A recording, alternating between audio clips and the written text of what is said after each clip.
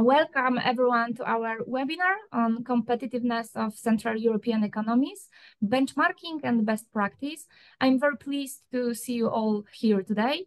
We are gathering to discuss the findings of a new policy paper published by the Institute of Central Europe, which provides fascinating, I think, comparative analysis of economics, of competitiveness of three Central European economies. It is Estonia, Lithuania, and Romania. I'm honored to be joined by our distinguished authors who contribute to this paper.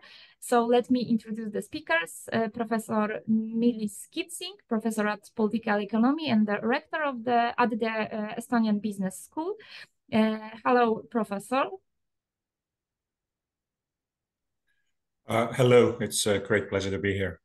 Thank you. Professor Jonė, Kalendienė, Professor at the Faculty of Economic and Management at Vytautas Magnus University in Kaunas from Lithuania. Hello to everyone. And last but not least, of course, Professor Radu-Cristian Mușetescu, Professor of International Business and Economics at the Bucharest University of Economics in Romania. Thank you so much for your invitation. Thank you. And after to our webinar will join Dr. Mihai Sebe. Dr. Mihai Sebe is head of the European Affairs Department at European Institute of Romania and lecturer at the University of Bucharest. But now he has some duties connected with his students, so he will join later to our discussion. But I think we could start. Maybe before we begin, and let me briefly explain why economic competitiveness is particularly crucial in our region. I think that as Central Europe countries continue their path of economic convergence with Western Europe, understanding and maybe enhancing competitiveness becomes vital for sustainable growth and development. And this is especially relevant now as our economies face multiple challenges, from post-pandemic recovery, energy transition, and geopolitical tension, of course. So now I would like to start our first round of discussion with a question for each of our speakers. The first question will be, how do you assess the current level of competitiveness in your country, in your country's economy, and what factors were crucial in building this position? And Professor Kitsing, would you like to start with Estonia's story? Indeed, I can start. In Estonia, the last couple of years have been quite difficult in terms of competitiveness. To be blunt, we have been losing our competitiveness in the last couple of years. If you look particularly in a sort of what I can call a cyclical factors. So GDP has not been growing. There has been a slight decline in the last couple of years. And the main reason for that is that our exports have been also in decline. So we are a very small open economy, heavily dependent on exports. And our key export markets, Nordic countries, Finland and Sweden, have not been doing very well. And in particular, some of the sectors that have been especially important for the Estonian exports, such as real estate, have not been doing well. So basically, what many of the Estonian manufacturers have been exporting are inputs. They're not final products for the consumers, but inputs for different businesses in the Nordic countries. And this is the reason why we have suffered in the last couple of years. However, at the same time, for instance, our services exports has done tremendously well. There's been quite a lot of growth. So we have lots of very successful IT companies. We have 10 unicorns for a population of 1.3 million people. So unicorns are companies that are valued more than 1 billion euros. However, the size of this sector is not large enough to compensate the losses in the manufacturing.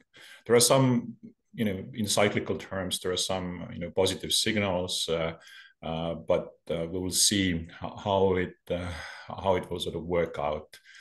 However, I would emphasize that so far I have been talking about sort of cyclical factors of competitiveness, and competitiveness is also much broader than that. If you look at the IMD competitiveness rankings that we all used in those papers, you can see that there are also important structural factors that may be helpful to understand what has happened in the past and what might happen in the future.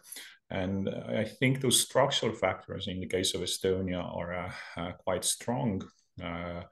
And the reason why they're strong is that I think we have been quite a successful reformer starting already in the 1990s, where we carried out quite a lot of comprehensive reforms, ranging from the rule of law, questions related to the corruption, monetary policy, trade policy, foreign direct investments, privatization, and also digitalization in both public and private sector.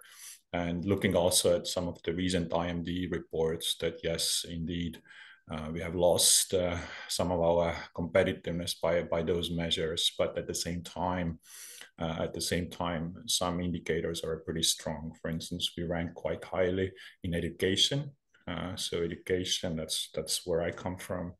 I'm a rector of a private business school, and also chairman of the board of this private business school, which is a comprehensive full university, not just MBA and some other business students, but we have all programs, including PhD programs, and we also have a considerable research activities. So education is something that IMD report highlights where Estonia is doing quite well in a sort of comparative perspective if you compare it to the other Central Eastern European countries. And we also rank quite well in sort of government efficiency, business legislation, and this is something that I talked about, that we carried out quite a fundamental reform starting already in the 1990s, and I think we're still enjoying the fruits of those reforms today. So that would be briefly my input here. I'm happy to elaborate further on all those points, but I think that's some of the highlights that I can say about Estonia. Thank you. Thank you very much, Professor. Maybe I will sum up later, and now I'll give the floor maybe another Baltic states. So, Professor Jonė, can you tell us about the perspective, Lithuania's perspective on competitiveness?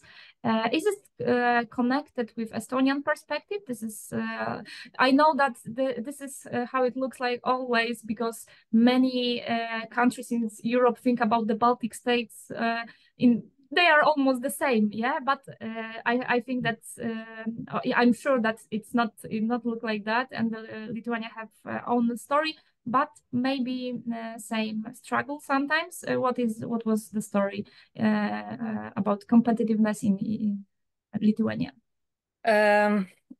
We are not the same, that's for sure, and especially probably if we compare with Estonia as our main competitor in the Baltic states. And Estonia was always the first, and we saw it, and it was always a question, how do we do this, and what can we learn from them?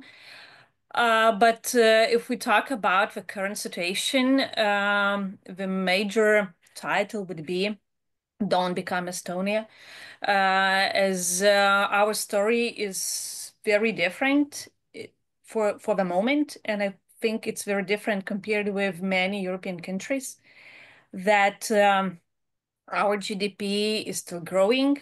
We actually don't have economic problems, or we don't see officially, statistically, any downturn of the economy cycle, which on one hand may indicate that our economy is very strong and very competitive, but I would be very careful for stating that. In general, there are many uncertainty. There's a lot of uncertainty in the future. And the question, how we will do this. For now, we are very optimistic. We are very, very optimistic country. The expectations of business, the expectations of households is very high. We feel very rich. We spend a lot. We still live that nice life. And our economy is growing on domestic market. We have a shift, and knowing that we are a very small country, it's a question whether we can sustain, because we face the same problem with exports. We all know that German economy is the major one in European Union, and that they face difficulties. They face difficulties in competing with China, and that affects us a lot as well. Our manufacturing sector is not much happy. There is some differences depending on what exactly do they produce, because this defense industry is actually on the spot and growing very fast. So all the high-tech things are very in demand. And so we have part of companies which feels good, and they say, we have a problem with meeting the terms and doing everything that we are asked to do. And then the rest is not doing that great. And so the question is how long we can live on this optimistic expectations. The second thing is about those structural issues that could guarantee our growth of competitiveness in the long run. And we as scientists, but also I know that I also work in governmental sector. So in governmental sector, we talk with business, and we have this question: how can it be that we are the country which spends on R&D the least, like the fifth from the worst? But our growth, our wage growth, GDP growth is one of the fastest in OECD. And how can it be that we grow without innovations? And that's where we try to find out or figure out what is happening. And yes, I think our business is very competitive in adapting, in being very flexible. We know being in the Baltics, you always have to deal with East and West, and all these political, economical uncertainties that it may bring to us. So they are very flexible. Also, they are very innovative in adopting technologies, in doing this very fast and quickly, and being very creative. But our education is not doing that well. Our science is not doing that well. And probably as in entire Europe, we have difficulties in scientists meeting business and working together on R&D. And that is probably the major question of today. Because in this medium run, we can live on this adoption of technologies that are created somewhere. But in the longer run, if we want to be among the leaders in Europe, we need to be the creators of innovations. And this is what is our major challenge. Okay. Thank you very much, Professor. A very interesting story, really different than Estonia, I should say. And we will go to Romania. Professor, could you share your perspective on Romania economic competitiveness? Because I think that this will be another story, yeah? Of course, if you want to see a totally different story, let's look at Romania, because everybody knows Romania sometime place with our southern neighbors, Bulgaria, were considered the worst performers in economic reforms. I am totally agree with this. And especially in what regards economic competitiveness, the relation is, as Professor Kitzing said, very, very direct, because in my opinion, economic competitiveness cannot be revealed unless you have a market, a fully functional market system. You cannot speak about economic competitiveness in an economy where the government intervenes, subsidizes, and fixes prices and so on and so forth.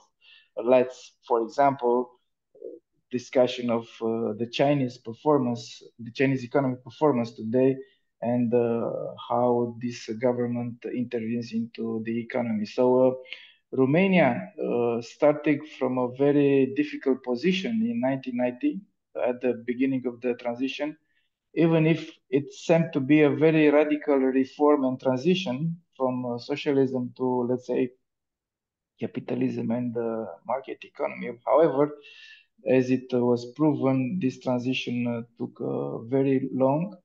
And what I could highlight as the most important factor, in my opinion, which had a direct consequence of on our competitiveness, was the weak institutions and the weak, let's say, economic governance. This has revealed very, very manifestly in what regards the informal economy, corruption, and the subsidization of former government entities. In fact, at the end of the 90s, Romania, in my opinion, was on the brink of the collapse with hyperinflation, bank failures, and so on and so forth. So we could speak about the emergence of competitiveness in our economy, in my assessment, only after, fortunately, we decided to, and the political class in Romania decided to take the European integration path. And this conditionality towards the common market was, in my opinion, the most important factor in reforms.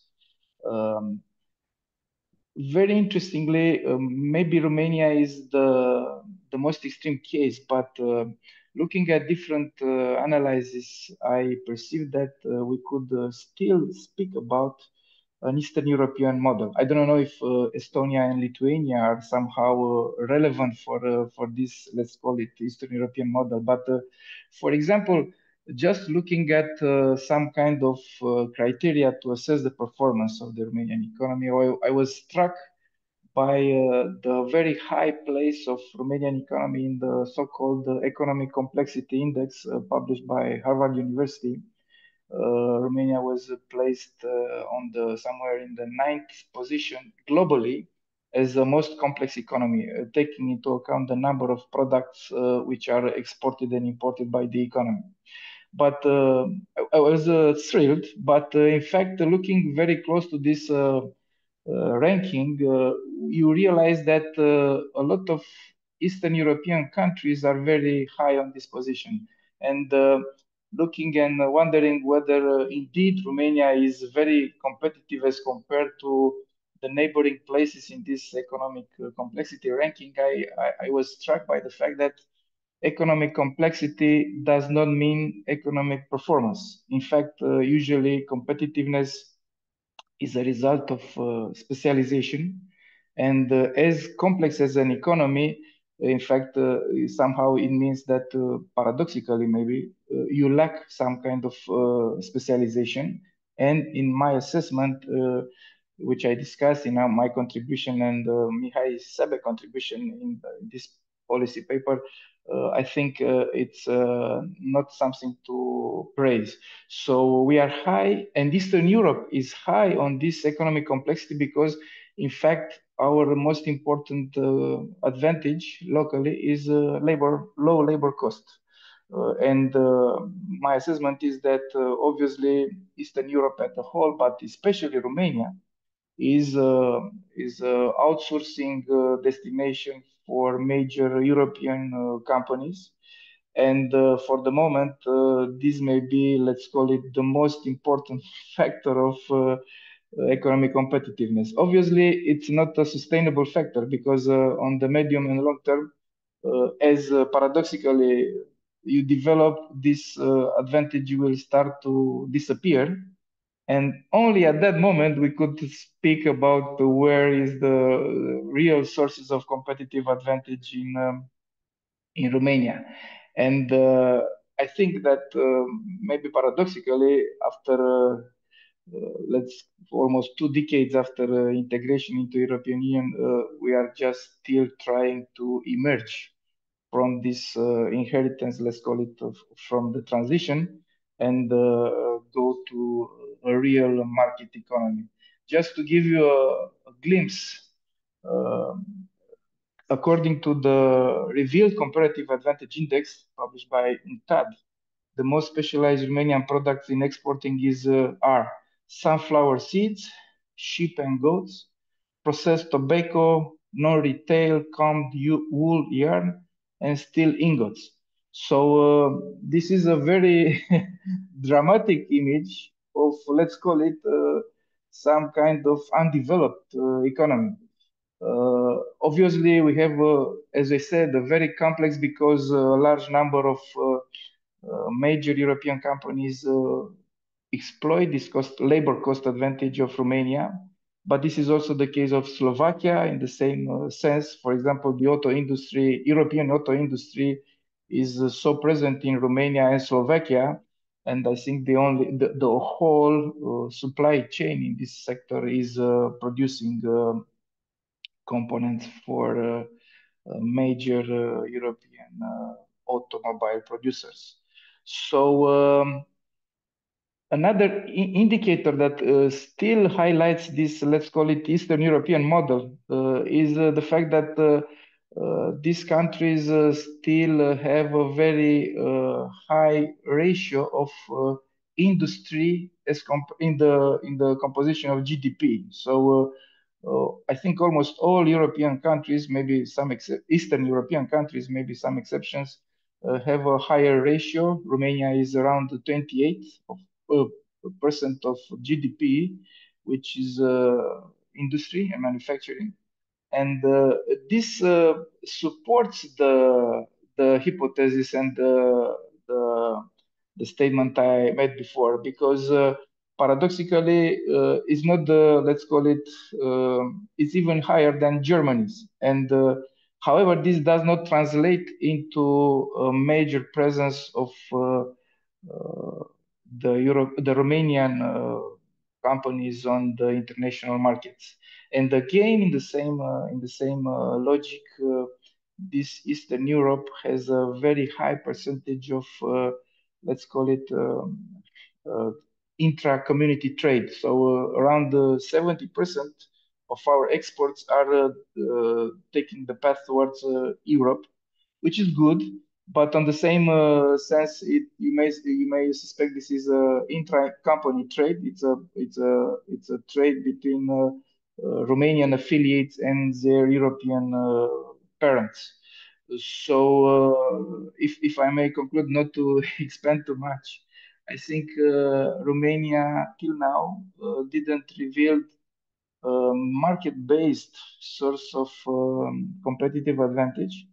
We are let's call it, exploiting this labor cost, which is obviously a very unsustainable and transitory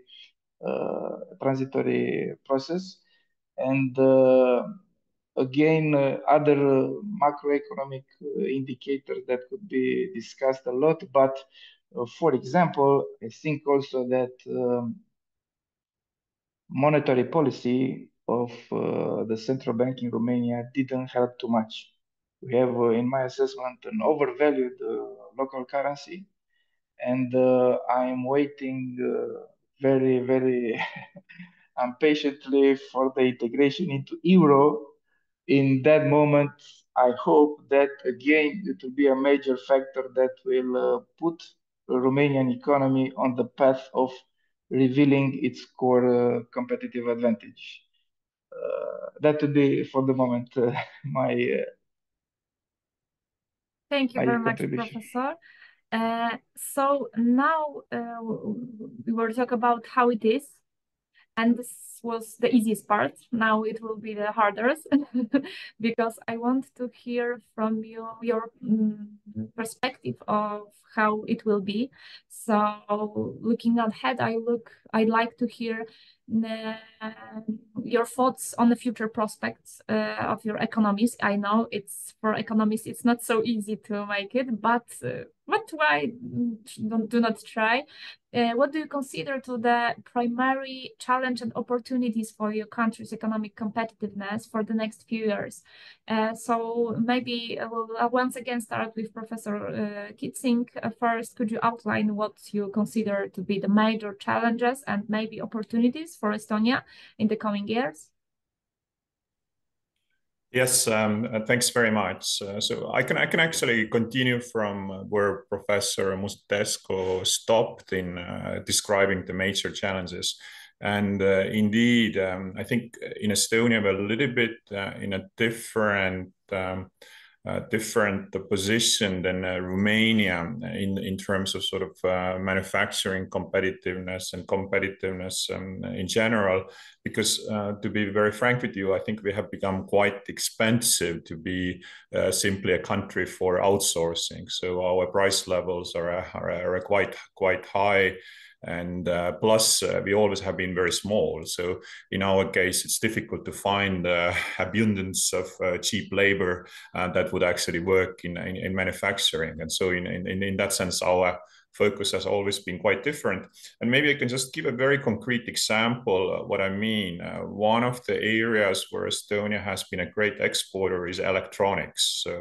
And it started, like 20 years ago when we had a major electronics assembly line here.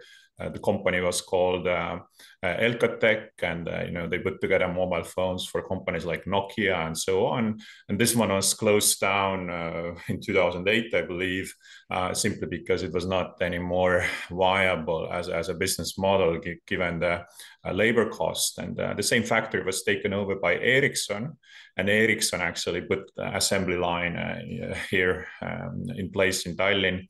And Ericsson kind of value added per worker was much more higher than in the case of mobile phone assembly. However, it was still like not very high. It was still electronics, but somewhat higher. And what has happened, for instance, and Ericsson was and still is the main Estonian exporter. So it's a lot of the trade is within the same company. So basically a part of the global value chain of one large multinational. Initially, Ericsson had one assembly here in Tallinn, another one in China. However, they have considerably changed their global value chain. Now, for instance, a lot of work that was done here in Tallinn was moved to Texas, United States, under the previous Trump administration, because there was this sort of tendency towards regionalization of the global value chain. So instead of having maybe two factories or two assembly lines all over the world, you actually try to bring it closer to the end customer. And what has happened also here in electronics in general, and also with Ericsson, is that the value added per worker has increased, because now they don't just do assembly or simple work, but they actually have a innovation, R&D, and all those activities.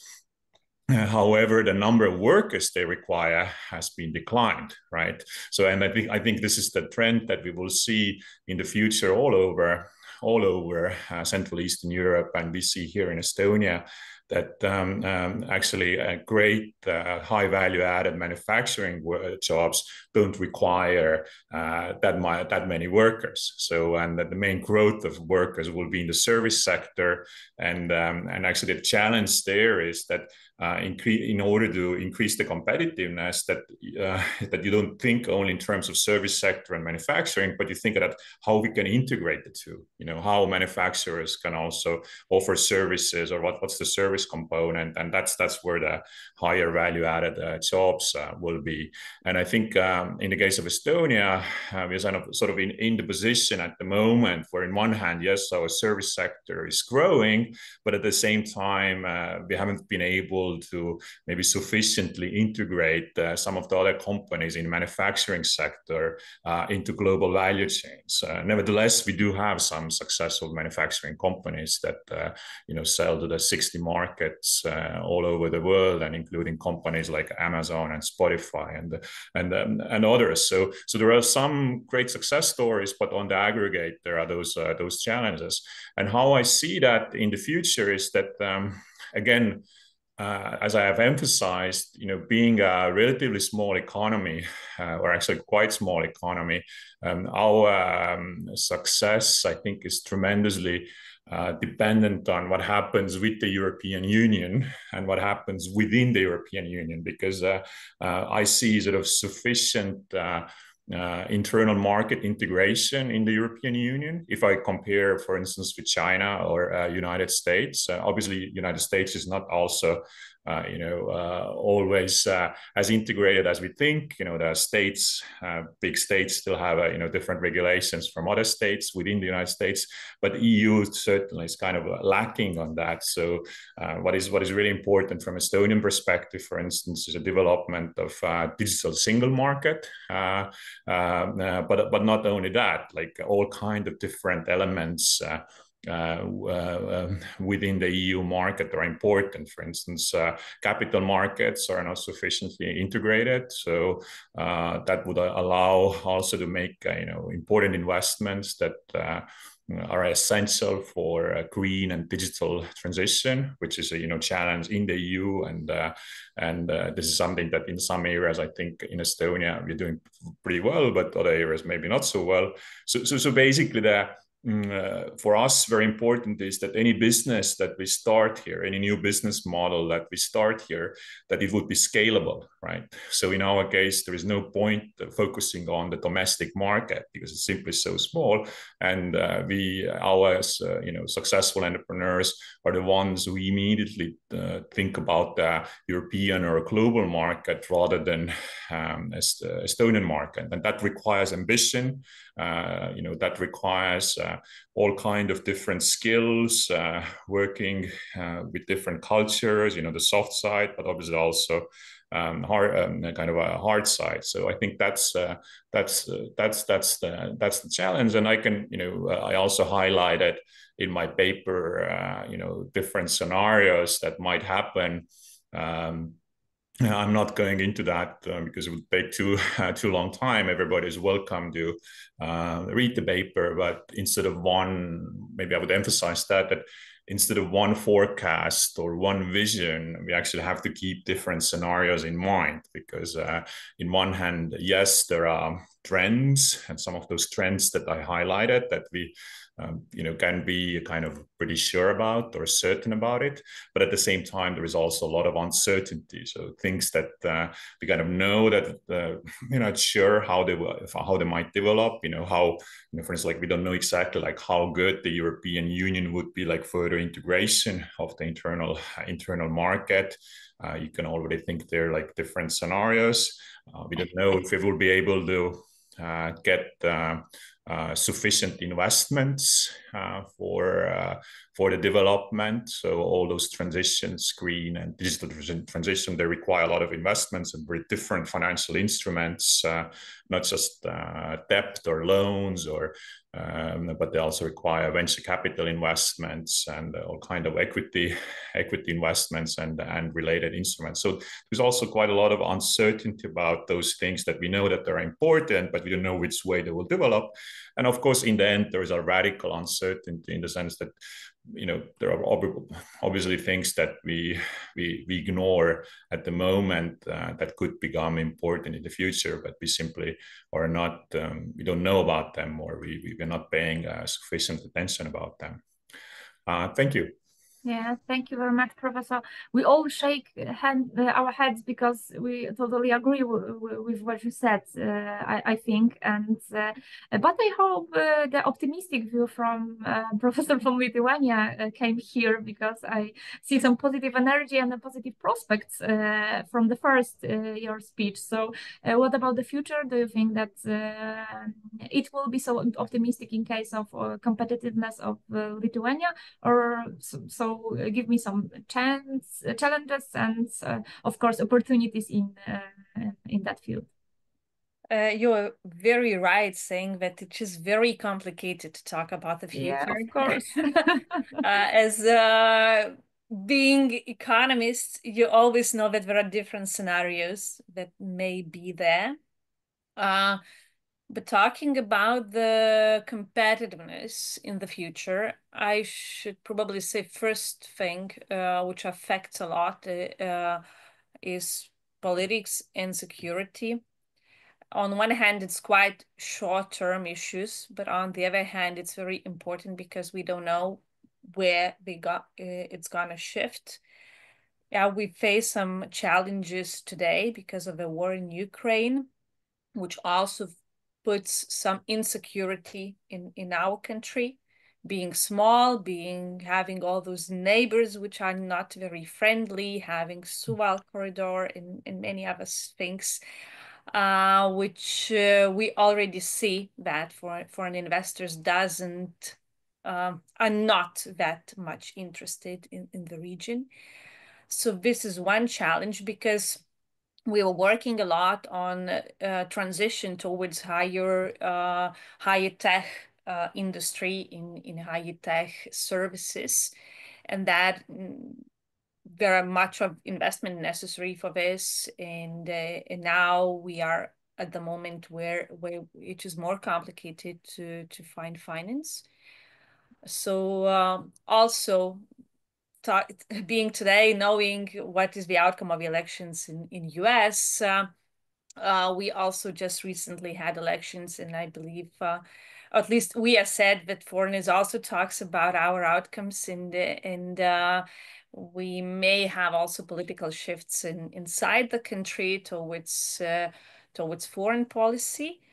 Everybody probably knows about our conflicts with China, and what our business say is that we actually do not concentrate on European market anymore that much. It's on one hand, it's very risky to put everything in one place. Europe actually is one big economy which has the same business cycle.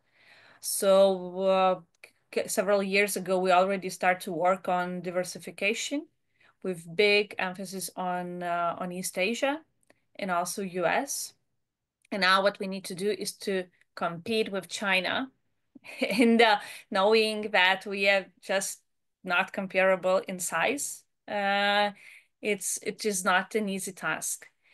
I would also add that our labor force is not cheap anymore.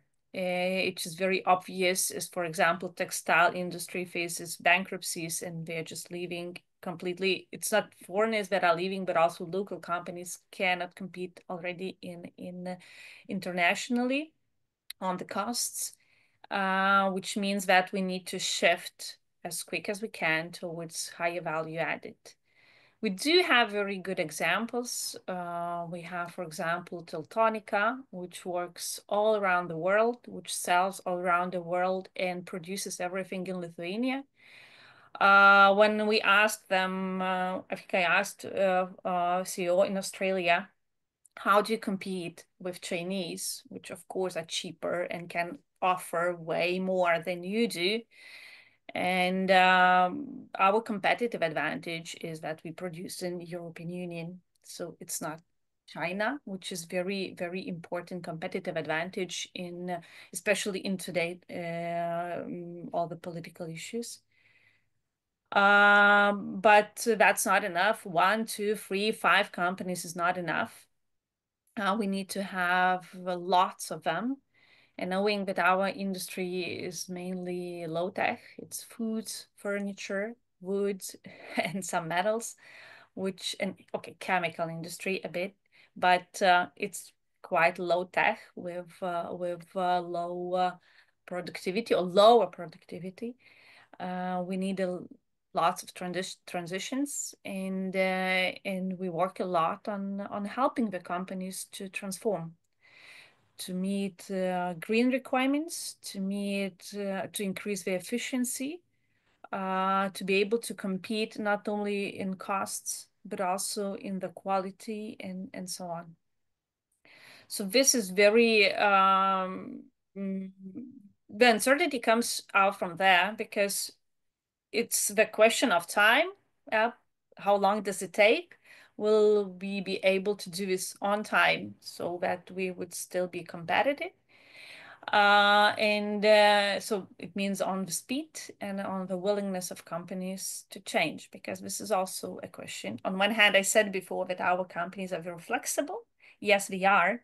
But on the other hand, everybody likes to do everything in the way they used to do. And saying that, you need to invest, you need to innovate, you need to change the way you are doing, is not, you can say many times, but it doesn't necessarily mean that everything will change. So yeah, no one scenario. But yeah, we are optimistic. I said we're a very optimistic country.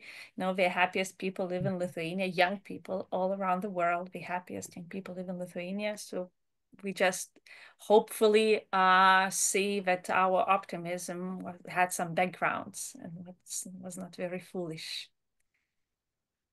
Thank you very much, Professor. I should say that in Poland, we do not think about ourselves as a very optimistic country. We complain a lot. But I hope that the new generation will be much more optimistic. I have to also say something about what every panelist said now, so that we have, as economists, we have to have some scenario. The future is uncertain totally. I totally agree with that, but we also, I think that we, or maybe our government, will have to have some plan on this scenario. So it's not like that we cannot talk about the future. We should talk about the future because we want them better. If we want the better future, we should act now. Yeah. So this is why this question came to this panel. I know that it's not the easiest question, but I think that we have to speak about the future. So now I would like to say hello to our third panelist, Mihai, Sebe. Maybe firstly I will go to this question which we talk about now, so prospects of Romania with Professor, and after that Mihai join us and add something from his perspective. Okay, so Professor, the floor is yours now. Thank you. Obviously, who answers this question got a Nobel Prize in economics. What will happen in the close future? Because really, indeed, when you say Eastern Europe, today we say a lot of political and geopolitical challenges, and obviously this has a deep impact on FDIs and how foreign companies, foreign partners perceive these economies. My approach is that the best receipt for continuing our relevance or a reveal of the competitive advantage should be progressing with the market reforms. Even after 15 years into the European Union, we still talk about reforms. We still perceive that, for example, according to different rankings and methodologies about ease of doing business, about economic openness, for example, Romania still has much to do. So this would be my main approach. Otherwise, we have left those ages where somebody from the Ministry of, I do not know which ministry, knows better than economies and markets which should be the path of development. I'm very you can find a lot of, let's say, examples. I was thinking about how Croatia became, for example, a very important country for electric vehicles and batteries. Nobody planned it, nobody believed that this may happen, but obviously a good business environment and economic governance of quality is the key role in this respect. And this is my, let's call it, theoretical and even, let's say, ideological approach to the future of these economies. Romania is still an economy and a country with some kind of, let's say, internal and challenges. But on the other hand, we have some kind of good hopes. For example, in the last 10 to 15 years, there are companies, paradoxically, that performed in the high tech. For example, the largest company ever to set up and to start in Romania was what is now UiPath, a company which is an American company today listed on a New York Stock Exchange, and it produces, hold on, robotic automatic processes. So nothing related to oil and gas or coal, traditional coal economies. So this would be the good, let's say, news and good hopes for our economy. And I hope, in a certain sense, the macroeconomic situation of Romania will become even more stable. And this, in my assessment, integration into euro would be a major step in this respect. Fortunately for Estonia and Lithuania, the situation has been checked, but here we are still struggling in this respect. Thank you, Professor. Thank you, Professor. We will go to Romania at the very end of our session with Mihai Sebe. I know that you were here with us for so time. Maybe you want to add something, Mihai. The floor is yours. Maybe you can continue what Professor said. So. This is your time. Dear Marlena, thank you for your kind invitation. Sorry for being late, but currently I'm also having a project with my student. Well, what can I add more is that, in my personal opinion, we are still lacking a strong connection between political system and the economy, because we talk a lot about competitiveness, but we forget also that in order for an economy to be competitive, in my opinion, it's so important to have a competitive political system that can adjust to changes. If we have a solidified political system that doesn't take into consideration how the economy is going, the global trends, for me as a political scientist, this at the end of the day will also impact the economical competitiveness. We cannot have, and I'm sorry if I repeat something that my other colleagues have mentioned before, but we cannot separate no more economic competitiveness with the rule of law, democracy, and how the impact of geopolitical and political changes impact the national political system. We no longer live in an isolated bubble where the economic decisions are taken outside political influences. And all too often, we see that important decisions such as, I don't know, the level of taxation, this or this legislation concerning property, or I don't know, industrial right, laborers, workers, and so on, are being influenced by political decision. And we need to restart the dialogue, in my opinion, between the stakeholders in the public system, in the political system also, and the economic companies. Doesn't mean necessarily that one must dominate the other, but each decision should also take into consideration this social and political aspect. I mean, if we discuss into parliament, I don't know, some legislation to modify the fiscal code, maybe it should be a set of rules, I don't know, we should not modify it every 6 months, or we before any modification, we should consult the relevant stakeholders in the economy. We should realize that the economical decisions also have political consequences. And the most important example for me was during the pandemic, when due to a prior policy of outsourcing the production of medical equipment, we realized that in EU, we lack the basic facilities for producing medical equipment. This, I don't know, it may have economic sense, but it also has a political impact. Briefly, this is what I want to underline, other than my colleague also said. So I know I'm the last one before the end of the debate, so once more, please receive my apologies for being late. Thank you very much, Mihai.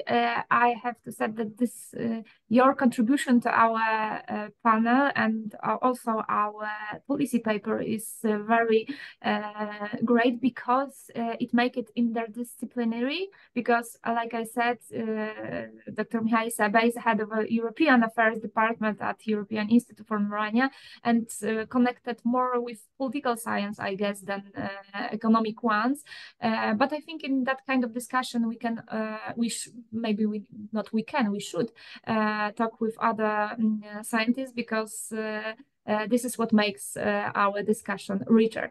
And this has been an incredibly rich discussion for me. What struck me is how each country has found its own path while facing similar regional challenges. Yeah. So in my perspective, from Estonia digital leadership to Lithuanian export achievements and Romanian structural transformation, this is I think that this is the success of these countries, and there are valuable lessons for all Central Europe countries, and we have a lot of connection between our economies, and I think that we should talk with each other because we can learn from each other. So thank you to our excellent speakers for sharing their insights, and to everyone who joined us today. Of course, you can find the complete policy paper on the Institute's Institute of Central Europe website. Thank you for all for being part of this important conversation, I guess, and see you, I hope, in the near future. Thank you very much.